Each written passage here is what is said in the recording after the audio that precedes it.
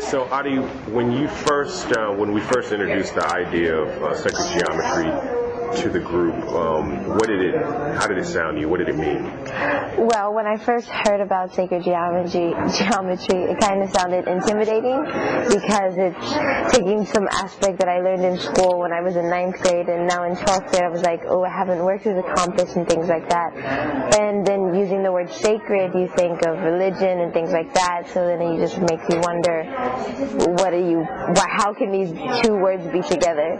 So I felt intimidated, but now that we've been introduced to it, it's like making it all clear, and it makes sense with like average living, with like the 12 days and the things like that. It just makes sense.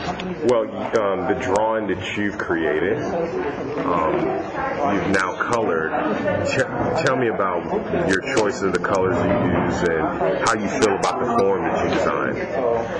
Well, I kind of did a smaller circle than I would have liked, so I was limited to the shape that I had, but I wanted to choose warm and cool colors, and just having one warm color, which is the orange, and then going on with the blue and the purple, and just creating the shapes and not having them next to each other, and having like a focal point and kind of looking like a flower and things like that.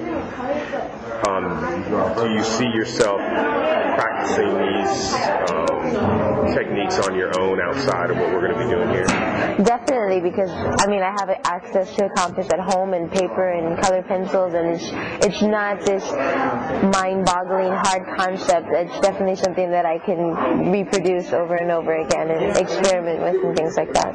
If geometry was taught this way in school, what difference do you think it would make with students' comprehension and likability of math? I think definitely there would be a difference. It's like just starting the introduction of just playing around with the compass and like the utensils that you've given in geometry. I think then you can start then understanding the Pythagorean theorem and seeing the relationships between it from this basis. It makes a lot of sense with like nowadays with like how the significance of the number 12 is. I think if they explain that, then there would be a larger concept. Like kids would, I think, be more interested in it because it connects directly to their lives. Okay. Thank you.